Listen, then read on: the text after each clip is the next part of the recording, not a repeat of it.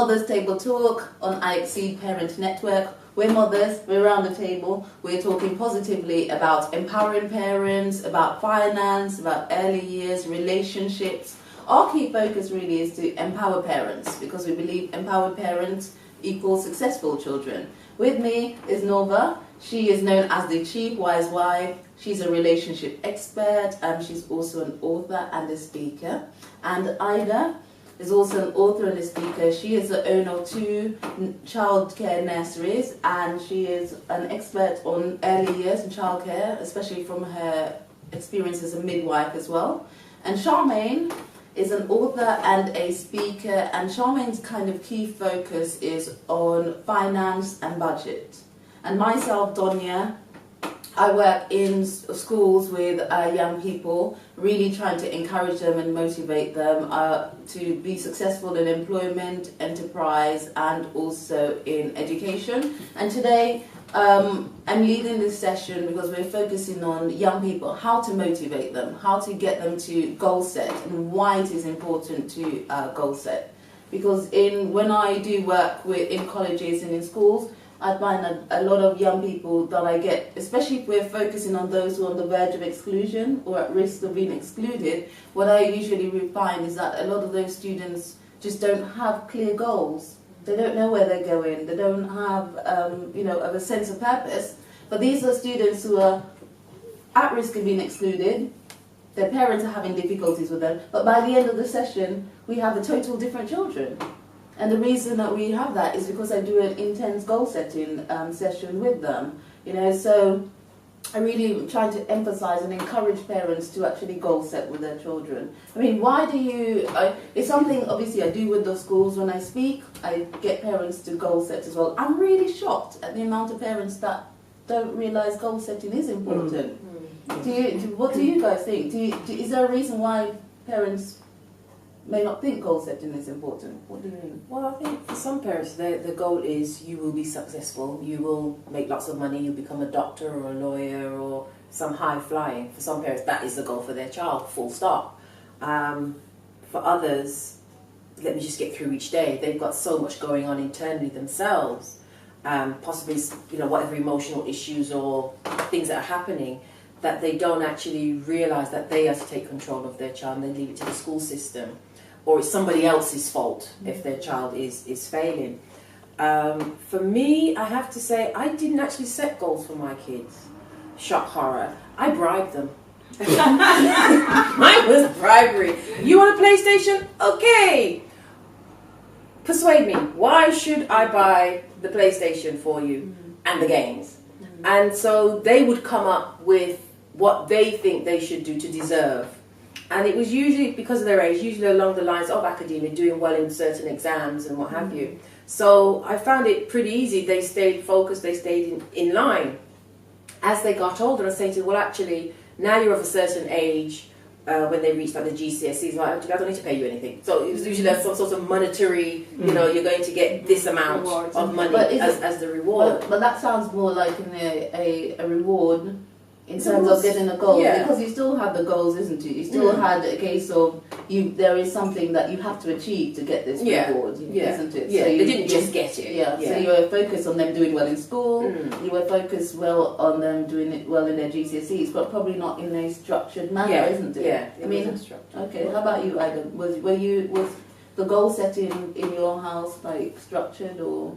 If I look at myself, first of all, because we all have background history. I look at my mom, back then in that era, she didn't finish school because in those days they had arranged marriages. So she was in a boarding school, but a wealthier, in those days, gentleman came over, wanted a wife, and just pointed, I want her, and that was the kind of thing that happened. However, she realized as time went by, when she had her own family, that education is so important if a child is to go somewhere, and that's when the goal setting started, and wanted us to really get a full, good education. And then, having come to my own situation, I look at my dad, thinking, well, he should have moved on as well, but it was exactly what Charmaine said. It was, you're going to be a doctor. At that time, we were living in Canada, and I was in high school, and I just couldn't do physics, and it was just not a passion for me at all. I was okay in the different maths and biology and chemistry, but I hated physics. I couldn't do it. When I asked my dad, I remember at one point, can you help me with the homework? Oh, no, I'm just a diplomat. I don't know anything about physics. But you want me to do physics, though. And to be a doctor, that was compulsory. You had to do that. So it was hard. But when I came to get my own family, my sons, it's a two-way stream. You know, I look at the child's strength. What are you good at? What did the teacher say according to your reports? And then we channel the child towards that particular direction. And then the child can tell me where they're interested. If I look at, for example, my second son, he's very good. He was very good in maths and sciences, but he also loved aeroplanes. Every time he passed by his room, he was flying an aeroplane on his computer, one way or another. So obviously engineering was the thing for him. So it was quite straightforward. You want to do engineering, these are the subjects. Pursue those things, you'll get to your goal. Straightforward. Yeah. So thank you very much for that. So like, either do you think it's difficult to goal set with teenagers? I think with teenagers, first of all, you have to have a good communication, two-way system with them.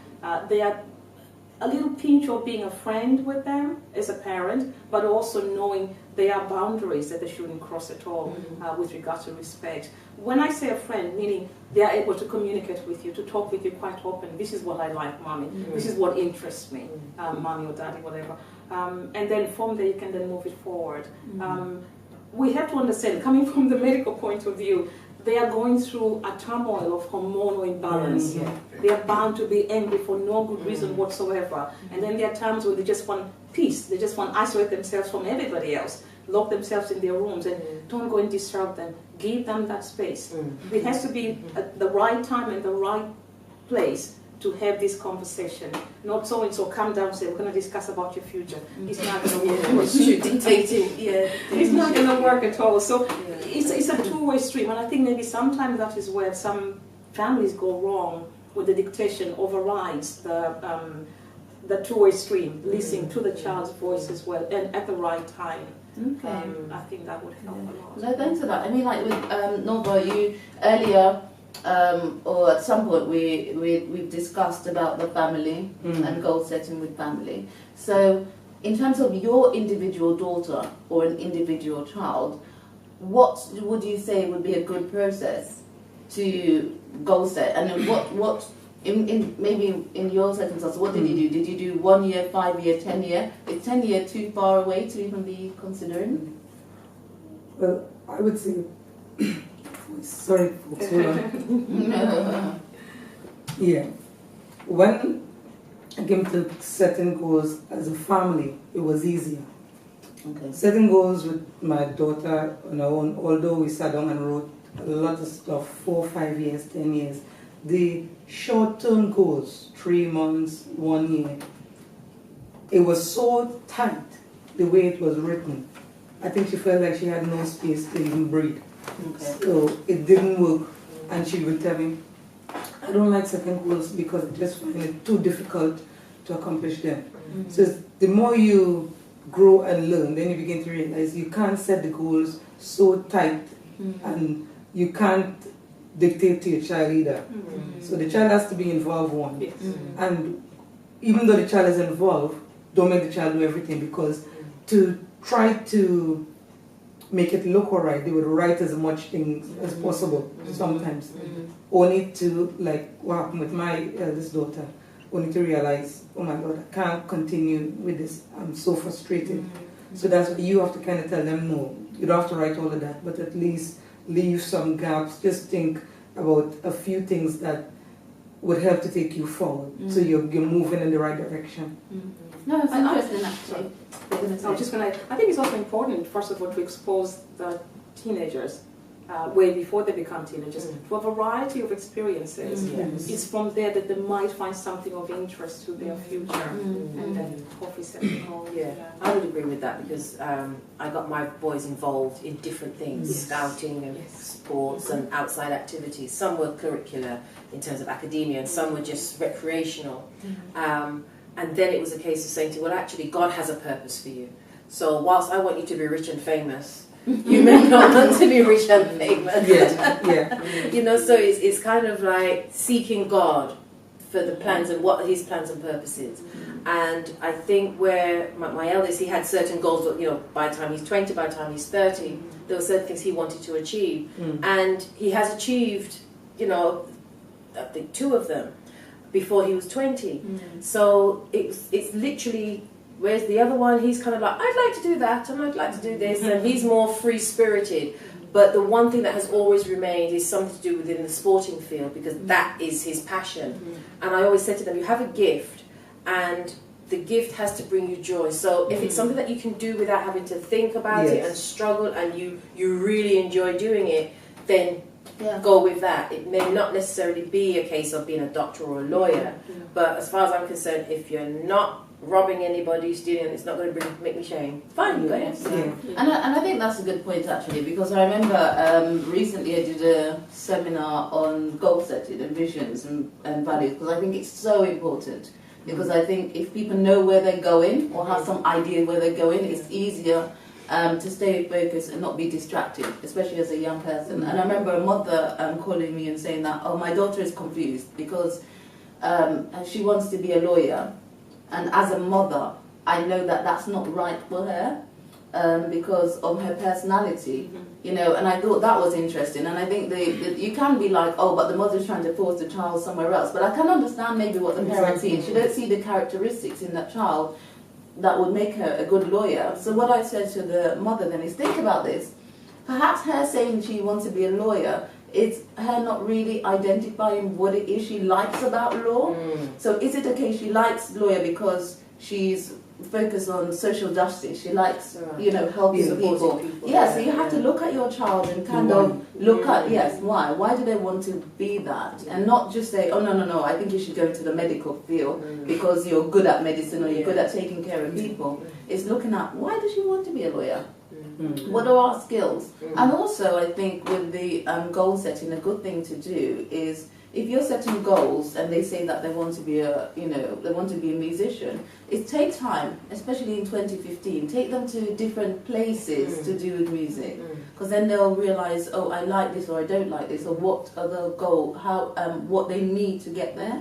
Because interestingly, part of being very structured is in our house, the boys have already, I asked them from a very young age, so they're 6 and 9, what do you want to be? And they told me what they want to be. So I said, okay, how do you get there? And I allowed them to do their own research on the internet, how they're going to get there. And then I said, find pictures of how you want to get there. And it's funny, it might seem like a strange thing to do at such an early age, but when I think of Prince George, where we know that he's going to be king one day, even before he was born, they had an idea, the parents had a plan for him. Now what I say to parents is, remember, it can change. You know, you might want to engineer, you want to be Superman next, but how do you become Superman? You know, don't... You know, so that's banking. So that's the idea, is realizing that the goals can change, but we shouldn't be fearful about setting goals. But I think it's also important in certain communities, it has to be said, there's still that kind of more like a hidden agenda that you have to be somebody. You have to be somebody affluent, otherwise you bring shame to the family. You have to be a doctor or a lawyer or a dentist or something to that effect. But there's a lot of pressure. But I was going to say that's the perception until the child follows their passion and starts to make money. For example, some of the stars, their parents wanted them to be doctors, lawyers, and they said, I don't want to do that, I want to be an actor. In fact, when I was young, I wanted to be an actor. And I think because of the Christian circles, grandma was like, oh, what sort of movies would you act in? So I said, so I ended up saying country and western. Because that was accepted at the time. Because I thought, then she wouldn't think I would be wearing skimpy clothes or something. So in kind of in conclusion and bringing this together, then I think parents themselves need to be kind of educated and be, when I say educated, just be aware. Be more open to what their children want to be, and that probably leads to the communication, isn't it? Yes. Yeah. Having good communication is important That's with important, your child yeah. if you're Yeah. going to be goal setting, Yes. and in order to goal set. So you're discussing what they want to be, and giving them opportunities to find themselves, to discover themselves, Yes. which is what you were saying as well about the scouting. Mm. So don't just be academic, not just book. Mm. Next year for 2015, think about what their academic goals, think about what their social goals going to be. Mm. Certainly think about financial, how are they going to earn some money, or how are they going to get some the money. And maybe even emotional goals, is there Yeah. things that they need to work on Yeah. and improve. So yeah. Personal grooming. Yeah, Yeah. I mean, I think critical. for some parents it's also their bragging rights, so they can say, "Oh, well, my son is a doctor, no, mine's a lawyer," Yeah. and sometimes it's just purely bragging rights. I mean, I think we were saying off tape that I know someone who went down the route of going through, I think it's 7 years, however many years of studying to be a doctor, and when he got his certificate, he gave it to his dad and said, "Here, this is what you wanted," and he went off to do missions because his passion was the mission field. Okay, so in terms of goal setting, then we should ensure that we identify the child's Yeah. passion, what they're really good at, still have a strong focus and goals, but ensure that they're involved. It's a two-way thing, but don't leave them to their own demise, and then don't try and control them Yeah. either. Yeah. Fabulous, ladies. Thank you Yes. very much for that. Thank you. Yeah.